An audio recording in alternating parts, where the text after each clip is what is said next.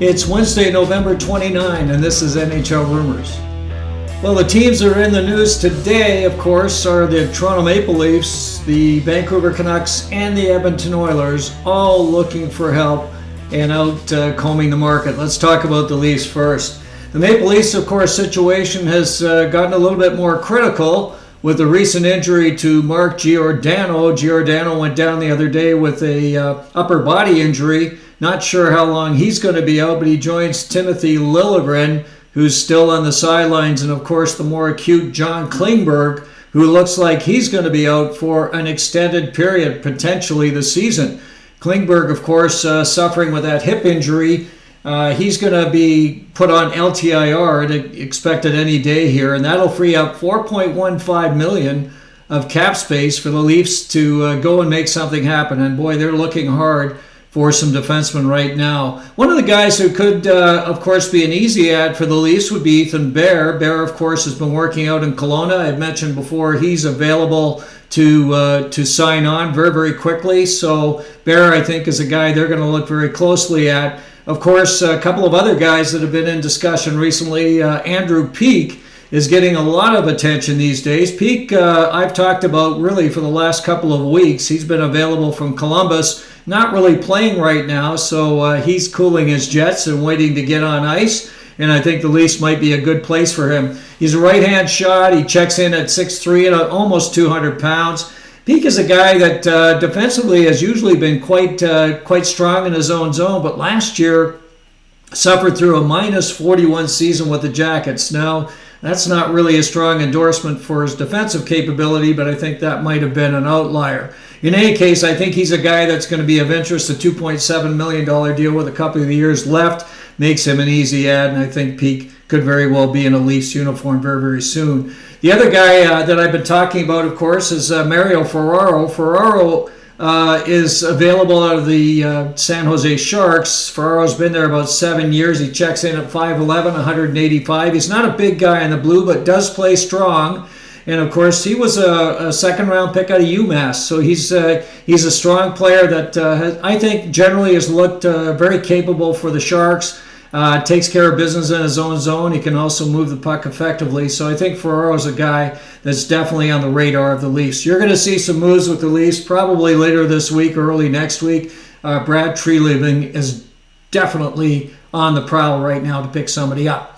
Let's talk about the Vancouver Canucks. They're also looking for a D. They have been for quite a while. They'd like to strengthen the right side of their defensive core with a defensive-first defenseman. They've been looking at a number of players. Ethan Bear is the most likely to go to the Canucks. They've been talking to Bear, apparently. He played there last year. He played injured, so that led to some of his subpar play in their view. They think maybe he can come back and help them immediately. He does know their system, and of course, he's a guy that would feel very comfortable in Vancouver. The other guys that I talked about, of course, Ferraro would be another potential ad for the Canucks. Connor Murphy, I've talked a lot about. He's a left shot, which is a little bit off for the Canucks, but he does add what they like. He's a solid defensive defenseman. He comes in at 6'4" and 212, so he's big back on that back line for Chicago. He's been there for several years. He's got a $4.4 million deal for the next couple of years, so he would probably fit in a deal that they could do because, of course, they moved Anthony Beauvillier the other day to Chicago, and that freed up $4.15 million for them. So he could very well be an ad that they could look at as well. So lots going on there. If we look at the goaltending side, that would be the Oilers we'd want to talk about first. Of course, the Oil definitely have been trying to shore up their goaltending for a while. Jack Campbell has not been able to get it done, and lately Stuart Skinner has struggled. So the urgency for the Oilers is definitely there. They are going to be putting on a full court press to try to solve those goaltending problems sooner than later. A couple of guys they could be looking at, certainly with the Chicago Blackhawks, I've talked a lot about Peter Mrazek. He's had a bit of a rebound season for the Hawks. He's looked pretty strong when I've seen the highlights and seen some of the game action.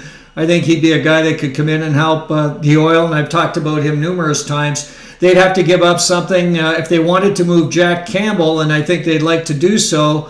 Campbell would require a sweetener, of course, to make something like that happen. And Campbell, they had hoped, would be able to rebound in his work in Bakersfield. They're trying to get him back on track. He's not played well. He's 1-4-0 and a 3.22 goals against average. Apparently, he's requested Manny Legacy to come in and help him in terms of the coaching side and hopefully find his way for getting his game back on track. In any case, Campbell would be the guy they'd want to move. He's got a $5 million deal. He's got 3 years left. That's a tough sell. They'd have to give something up, a real sweetener, to make that happen, no matter where they do a deal. And the sweetener is likely going to be youngster Xavier Bourgault or Raphael Lavoie, a couple of forwards currently playing down in Bakersfield. Lavoie is interesting. He's 6'4". He's a big guy, and he could be of interest to these teams. So clearly the Hawks are in the mix. The Hawks trying to get younger, get some prospects. They do have Arvid Soderblom, so they're covered in goal. He's been playing better, of course. And they do have a youngster that they could bring up to help out as well, Drew Comesso. Comesso has been off to a great start in his pro career. He came out of Boston U. He's currently playing for the Rockford Ice Hogs. 5-2-1 on the season and a 2.24 goals against average. So Comesso is definitely in the future for the Hawks, but likely they would end up with Campbell in this deal, so they could use him along with Soderblom for the rest of the season. Also, I did mention that the San Jose Sharks could be in the mix as well. The Sharks, obviously, with a couple of goaltenders that are available. Mackenzie Blackwood is an interesting one. Blackwood, of course, had been very highly regarded by the New Jersey Devils previously. Looked like he could be their number one guy at one point. Kind of lost his way, but he's with the Sharks now, and he looks like he's turning his game around. I've seen a number of highlights and also gameplay, and I've been really impressed with Mackenzie Blackwood. In any case, the Sharks definitely would be interested in moving Blackwood. The other guy that could be available is Capo Kakkonen. Of course, he came in from the Minnesota Wild. Again, at one time, he was expected to be the Wild's long-term goaltender, Finnish youngster, and really a guy that struggled a little bit, too, with the Sharks. But I think he's in the right situation, a goaltender that could find his way and really turn it back around. So both of those guys are available. You know that Mr. Greer is looking for any kind of prospects and draft picks that he can get. He's continuing to load up in that regard and wants to start to build a future for this San Jose Sharks team. A lot of good young talent there, and I think he's going the right direction for sure. So, lots of discussion these days about possible moves. Obviously, this week was kind of interesting with Beauvillier heading to Chicago and the signing of Patrick Kane. Maybe that's going to signal a bunch of moves here before the holiday break. In any case, as always, thanks for joining. Look forward to talking to you real soon. We'll catch up with you right here on stormTRacker.